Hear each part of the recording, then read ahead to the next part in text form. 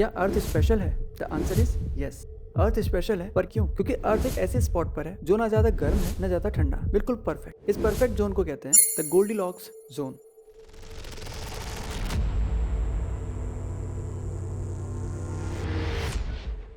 Goldilocks zone क्या होता है कि एक ऐसा रीजन जहाँ लिक्विड वाटर एक साथ एग्जिस्ट कर सकते हैं और जहाँ पानी है वहाँ जिंदगी होने के चांसेस भी बढ़ जाते हैं। अब दूसरे प्लेनेट्स का एग्जांपल लें, मार्स यानी मंगल ग्रह इस गोल्डीलॉक्स जोन से थोड़ा दूर है, इसलिए ये यहाँ पर लाइफ एग्जिस्टेंस के लिए थोड़ा ज्यादा ठंडा है। वीनस एक प्रेशर कुकर की तरह है जो कि बहुत गर्म है, but earth is just right. इसी की वजह से यहाँ पर लाइफ एग्जिस्ट करती है। पर क्या पूरे ब्रह्मांड में अर्थ ही स्पेशल है या और भी ऐसे प्लेनेट्स हैं जो कि गोल्डीलॉक्स जोन्स में आते हैं? तो आइए देखते हैं। सिर्फ हमारी मिल्की वे गैलेक्सी में ही 200 से 400 बिलियन स्टार्स हैं और हर स्टार के अराउंड कई सारे प्लैनेट्स आते हैं जो खुद गोल्डीलॉक्स जोन में है। वहां पर भी लाइफ का एग्जिस्टेंस हो सकता है। नासा के केपलर स्पेस टेलीस्कोप और दूसरे मिशन से आज हमें ये पता चलता है कि हर 5 में से एटलीस्ट एक स्टार ऐसा है जिसका एक प्लैनेट हमारी पृथ्वी की तरह गोल्डीलॉक्स जोन में आता है। और आज हम ये सोच रहे हैं क्या सिर्फ अर्थ ही स्पेशल है?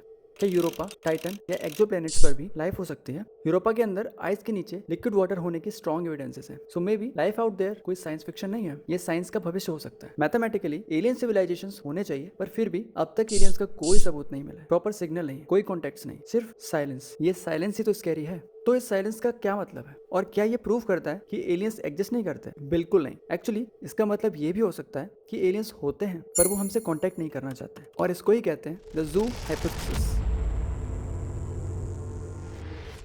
ज़ू हाइपोथेसिस कहती है कि एडवांस्ड एलियन सिविलाइजेशन एग्जिस्ट करती है, मींस वो रियल में होती है, पर वो हमें देख रही है लेकिन हमसे कांटेक्ट नहीं कर रही है, क्योंकि हम उनके लिए एक वाइल्ड स्पीसीज है, एक जंगली जानवरों की तरह। जैसे हम जू में जानवरों को देखते हैं वैसे वो भी हमें देख रहे हैं। वो ऑब्जर्व करते हैं हम कैसे इवॉल्व हो रहे हैं, क्या मिस्टेक्स कर रहे हैं, क्या सीख रहे हैं, पर वो इंटरफेयर नहीं करते। अब सोचिए, हम लाइफ को स्पेशल मानते हैं, खुद को स्पेशल समझते हैं, लेकिन जिन अंशों यानी जिन एलिमेंट से हम बने हुए हैं वही एलिमेंट यूनिवर्स में क्या स्पेशल है या रेयर है? नहीं। हमारे डीएनए के एलिमेंट्स में भी वही एलिमेंट्स हैं जो स्टार्स में मिलते हैं, जो यूनिवर्स में मिलते हैं, जो गैलेक्सीज में मिलते हैं। Carbon, hydrogen, oxygen and nitrogen, यही तो एलिमेंट्स हैं जो स्टार्स, प्लैनेट्स और गैलेक्सीज में भी होते हैं। और यही सब हमारी बॉडी में। We are literally made of star material. We are the universe experiencing itself. एक और थ्योरी है जो कहती है एलियंस होते हैं, वो थ्योरी है लेबोरेटरी हाइपोथेसिस। इस हाइपोथेसिस के अकॉर्डिंग कि हम नेचुरली इवॉल्व नहीं हुए, हम जेनेटिकली इंजीनियर्ड किए गए हैं, एक एक्सपेरिमेंट की तरह, एक कॉस्मिक एक्सपेरिमेंट की तरह। मतलब एलियंस ने या तो इस ग्रह में जीवन का बीज बोया है या फिर हमारे डीएनए में चेंजेस किए। आपने सुना तो होगा कई सारी थ्योरीज में कि भगवान, देवता, फरिश्ते, शायद एंशिएंट एस्ट्रोनॉट्स थे जो प्रिमिटिव ह्यूमंस को नॉलेज, टूल्स और मे बी जेनेटिक्स भी दिए थे। और अगर ये सच है तो क्या गॉड भी एक एलियंस हो सकते हैं, एक एडवांस बीइंग हो सकते हैं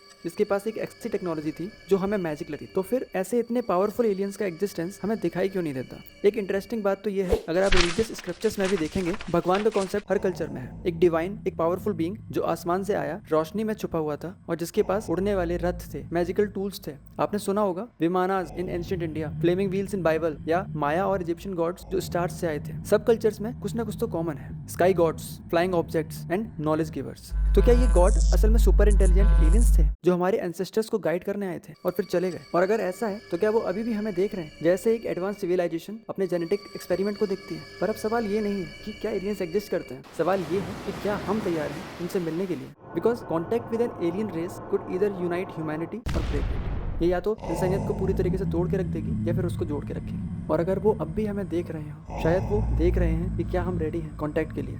शायद वो ये डिसाइड कर रहे हैं कि क्या हम पीस लविंग हैं या अभी भी वायलेंट प्रिमिटिव बीइंग्स हैं। क्या हम एक ग्लोबल स्पीसीज बन चुके हैं, क्या अभी भी आपस में लड़ रहे हैं? हो सकता है ये साइलेंस एक टेस्ट हो, एक एग्जाम जिसमें ह्यूमैनिटी का रिजल्ट आना बाकी है। क्योंकि अगर एलियंस एग्जिस्ट करते हैं तो या तो वो ऑलरेडी यहाँ पर है या फिर वो कभी नहीं थे। बट ईदर वे हम अकेले नहीं है, क्योंकि हमारे अंदर भी एक यूनिवर्स है, एक कॉन्शियसनेस है जो इस कॉस्मोस से जुड़े हर मिस्ट्री को समझने की क्षमता रखता है। हर जमाने ने पूछा हम कौन है, कहाँ से आए हैं, क्या हम अकेले हैं, और हर दफा जवाब आया आसमान से। तो चाहे एलियंस हो या ना हो, चाहे गॉड एक एलियन हो या एक भरोसा, एक बात तो तय है, हम सब इस ब्रह्मांड के ही टुकड़े हैं जो कि सितारों से बने हुए हैं और एक दिन उन्हीं सितारों में हम वापस लौट जाएंगे।